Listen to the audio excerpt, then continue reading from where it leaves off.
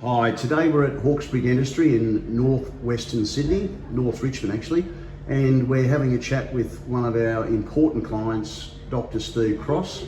He's been using the OPG Pro for some time now, and it also doubles as our Australian Imaging Clinical CBCT trainer.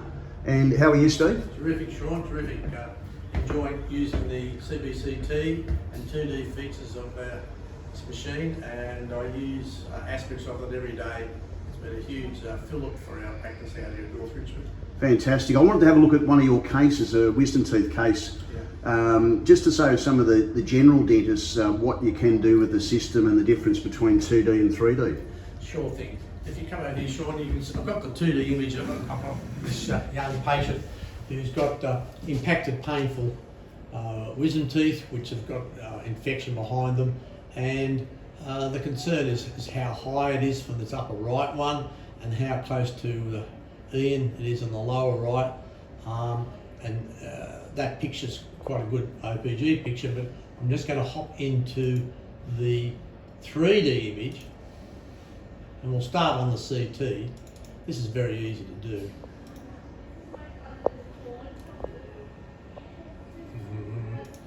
And we'll go straight into the dental section, and I'll bring up the teeth picture. It just gives us an overview for myself to look at, and I should explain to the patient the level of impaction in these teeth. And then from there we'll go straight to the putting in the slice so we can see it in 3D. I'll just straighten the image slightly. And without any further ado, I'll go to the arch curve, which I'll do here. And we immediately get this panoramic picture come up, which is with the wide trough in it. I just adjust the trough to slightly narrower, and then filter it a little. There we go. And we get a nice clear panoramic image. And you can see this bone loss at the back of this 3/8 here. It's been causing the main problem, that darkness there. So then I put the nerves in very easily. I'll go straight over the nerve and pop the nerve in there. And I'll bring it forward to the mental parameter. Put that there, there.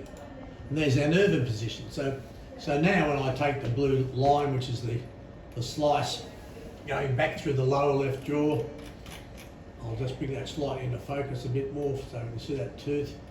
That's it. And I'll bring the angle of the slice around. Maybe filter that slice a little bit so it's nice and crisp clear. And now I've got a very clear idea of what the relationship between the tooth and the inferior alveolar nerve, and you can go back behind that tooth and see the eroded bone from infection. Note the thinness of the lingual plate. This is the lingual side here, of course, and that gives me where I don't fracture that. If that resisted coming out after I'd done my normal buccal entrance, I'd section this tooth. So it gives a lot of information very quickly, and I'd use this system virtually every day.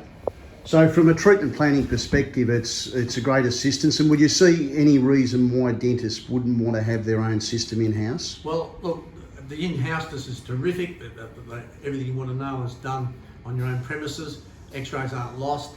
You can make a virtually immediate diagnosis.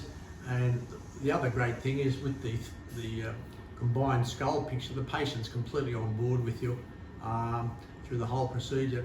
I can then print out a little copies of this and let the patient take it home, and then I integrate that with our Oasis practice management system, and they have the price. They're organised. When they get home, they can look at, they know how much it costs, what the job is, and where and why it's been done. Fantastic. No worries. Thanks very much for having a chat. No worries. Pleasure.